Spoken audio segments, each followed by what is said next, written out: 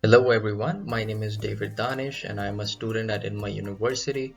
Firstly, I would like to thank our instructor Sir Hassan for giving us this opportunity to expand our knowledge and presentation skills. So today we're looking at Delivery Hero, a company that has transformed from a simple food aggregator into a global leader in quick commerce. So we'll explore their business model and mainly how their procurement and sourcing strategies enable them to deliver almost anything in under 30 minutes across 70 countries. So looking at the company profile, every global company has a starting point. So Delivery Hero was officially founded in May 2011 in Berlin, Germany by Nicholas Ostberg. So just to give you a reference, Delivery Hero isn't just a simple German company, it's actually a global house of brands. In 2024, they generated 12.8 billion euros in revenue, showing 22% year-to-year growth in that year. So if we talk about the total gross merchandise value, it reached 48.8 billion euros, representing a year-over-year growth of over 8% across 70 plus countries. So they process over 1.5 billion orders annually through their local champions like Foodpanda, which dominates the Asian market, mainly in Singapore and Pakistan, while Talabat is so successful in the Middle East that it recently held its own initial public offering for 1.1 billion euros in Dubai. So moving on to core business and Q-commerce stats. First, we look at their platform reach. They connect 2 billion people to over 2 million restaurants through their local businesses. But first, the real research highlight is their DMart network, also known as dark stores. So these are warehouse-only superstores that store groceries and other household items, which make delivery under 30 minutes possible. One example of this is Panda Mart in Pakistan. So Delivery Hero currently runs 834 of these dark stores globally as of 2025. So in early 2025, their local retail sales through these stores hit a record of 1 billion euros in a single quarter. So proving that they are successfully transitioning from a food app to a grocery giant. So in terms of procurement, Delivery Hero is completely moving away from buying through middlemen.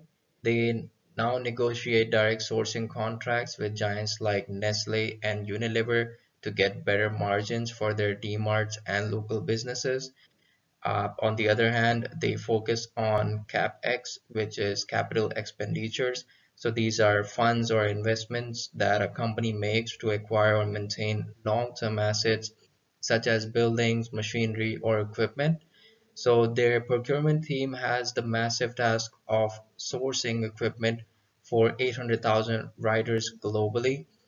So for their inventory management, they use unified source to contract policy, which ensures that whether a rider is in Berlin or Bangkok, their gear and the food safety standards remain identical. So the efficiency in their supply chain mainly comes from the tech that they have integrated in their systems. In 2025 alone, AI-driven logistics saved the company 14 million euros. So moving on to the second point, predictive replenishments. So for the DMarts, their predictive replenishment algorithms are so accurate that they've reduced out-of-stock rates by 15% and food spoilage rate by 10%, which is a huge win for their procurement process. So they are currently moving every brand, including the newly integrated Glovo, onto one single tech stack. So the head office in Berlin has a bird's eye view of all global procurement spending. Moving on to the sustainability and future outlook for this company, Delivery Hero is tackling food waste through a partnership with Global Food Banking Network to reduce food wastage overall. And secondly, they are also leveraging their procurement power to buy more to get more into e-bikes and EVs for their fleet. Most impressively, they are now piloting autonomous drone and robotic deliveries in Sweden and South Korea. So all of these efficiencies are designed to hit their 2025 goal of over 1 billion euros in profit. The conclusion here is that Delivery Hero's journey shows us that the future of retail stores isn't just about the biggest storefront. It's about most efficient supply chain. Looking at the first point in the slide here, we can see redefining proximity. So this tells us that the company has successfully used procurement and technology to bring their warehouses from the outskirts of the city directly to your doorstep, making our life easier. Secondly, they have turned quick commerce into a global standard, moving delivery from being a luxury to a daily utility that billions of people rely on now. Uh, Third point is operational excellence. It tells us that the delivery hero's ability to source, stock, move, and deliver goods in under 30 minutes across 70 countries is a huge achievement in logistics. And lastly, the final thought, Delivery Hero does more than just move packages. By handling the shop and driving, they give people back their most valuable resource, which is their time. They have proven that a great supply chain isn't just about moving products, it's about making life easier for other people. So I hope this presentation was informative. Thank you everyone for your time.